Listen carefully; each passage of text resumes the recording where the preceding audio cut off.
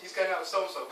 You know, sales go down. And seriously, and they've done studies which have found, and that's why they do it. They've done studies which have found that if that boy band, if those members are found to be dating someone, they're not getting to #1 anytime soon. Seriously, yes, I do. Yeah, because I was saying, like, in some boy bands, their contract is they're not allowed to date anyone to be seen dating anyone for like a year. Yes. Because they know that has a massive impact on their popularity. Yes. There you go. Yes, exactly. It's written, it's in black and white. But it'll be written into their contract yes, as well, not yes, to disclose their sexuality. Their target market is the teenage girls market. Yes. And that's a guy who's gay. It'll be written into their contract. They can't in any way disclose that. Also, some actors, they might be gay. Yes. But they're playing romantic roles. You know? Yes. Yeah. Yes. So there's like the suspicion of George Clooney being gay. Oh, really? Yeah. I've heard about it. There's not. He has not. For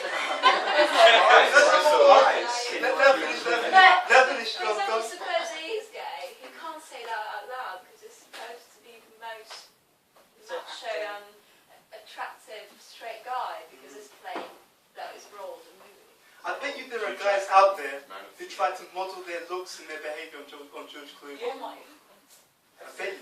Yeah. But let's go through the groups, okay? So then what we're going to do, we want you to share your findings.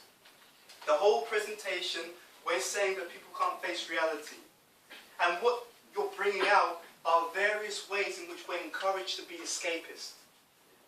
Not just escapist, but various ways in which people are feeding off that escapism to make money, right? You can't tell me that those people who create the boy bands are doing it because they love young people. You know, it's about money.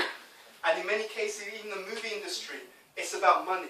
I remember seeing a TV interview with one artist, and she broke away from her record deal because what happened was when she started doing music, she was doing songs that she really liked, her own songs. And when she signed up to a record label, and a certain kind of song, a certain kind of lyric became successful, you know, some kind of style, then she said the record company would always tell her, why can't you write something like this? You know, so whatever's #1, it's like, can't you write something a bit more like that? You know, this is popular. And for those who know about, like, for example, R&B and rap, isn't it that when a certain style comes out which is popular, you notice how everyone else starts copying that? And all the other artists are doing a similar kind of, you know, so Snoop Dogg comes out with laid-back rap, then suddenly there's another 10, 20 people who are all doing a similar thing, similar music, similar videos, right? So it's an industry that it feeds on denial. It feeds on people who, let's be honest, I'm going to say this, and this is also backed up by the red tradition, it feeds on people who are not happy in their own lives and who are looking to aspire towards something escapist so that they can be happy, right? But what they're aspiring for isn't real, right? Actually, it was a guru. One guru was talking about the kind of Hollywood's, you know, there's a Hollywood kind of like style plot.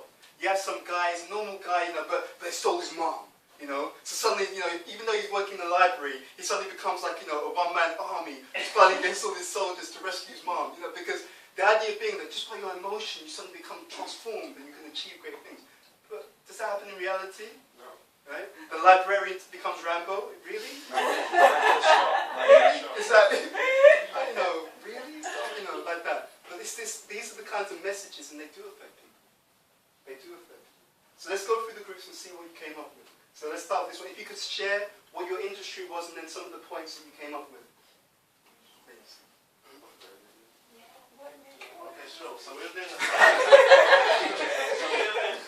fashion industry, and some points that came up were what the fashion industry creates. Well, it makes you follow something in order to feel comfortable with ourselves, fit in with the crowd essentially, and that if we're not actually following in with the fashion, we might be classed as a weirdo, we might be classed, you know, outdated with fashion. That actually there's some contradiction between the body image that's portrayed and then how people can actually fit that in reality with their weight and actually who they are. These guys were just saying that there's some people who have got like a natural shape. Yeah. Right? And I'll ask this to the girls in particular. Do Do you find that some of the fashions, they work for some types of shapes of body and not for others?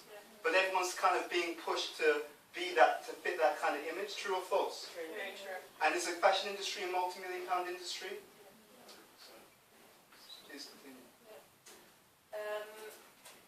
Okay, we were saying as well that it encourages consumerism.